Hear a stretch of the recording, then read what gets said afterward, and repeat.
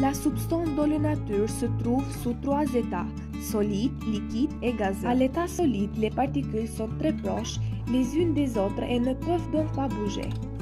À l'état liquide, les particules ont des espaces entre elles. Elles peuvent donc se déplacer facilement et se déplacer d'un endroit à un autre. À l'état gazeux, les particules se déplacent librement et entrent en collision les unes avec les autres.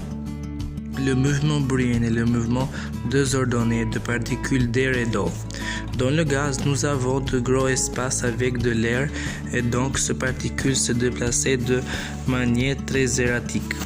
Même dans le liquide, nous avons un mouvement irrégulier de particules, même s'il y a une plus petite distance entre les particules.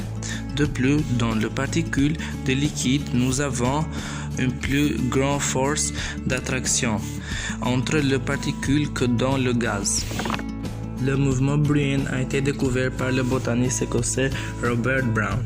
Il étudiait les particules de pollen de fleurs au microscope lorsqu'il a remarqué qu'elles dans ici et là un zigzag. Il pensait qu'elles étaient vivantes. Il a également vu de petites particules de poussière qui se déplaçaient dans l'air de la même manière. Ce mouvement a ensuite été expliqué par la théorie kinétique. Pendant le mouvement libre, les molécules de liquide ou de gaz entrent constamment en collision avec des particules de pollen dans l'eau et de la plusieurs dans l'air dans différentes directions. Et par conséquent, les particules se déplacent de la manière indiquée sur le graphique. L'existence du mouvement brownien prouve que le modèle kinétique du gaz, selon lequel les particules se déplacent et sortent constamment, est tout à fait vrai. Nous voyons souvent le mouvement brownien dans notre vie quotidienne. Un exemple de ceci est les jeux de voitures situés sur la place de la ville. Les voitures se déplacent constamment dans une certaine zone et entrent en collision les unes avec les autres. Cela pourrait être un exemple de mouvement brownien dans les gaz qu'à dans les liquides. Ces molécules sont plus proches les unes des autres.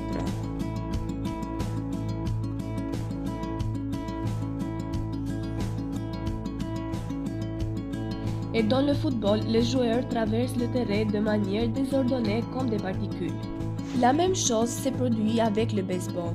Les joueurs se dirigent vers le ballon, mais d'un haut, on ne voit que leur mouvement par le ballon. Merci pour votre attention.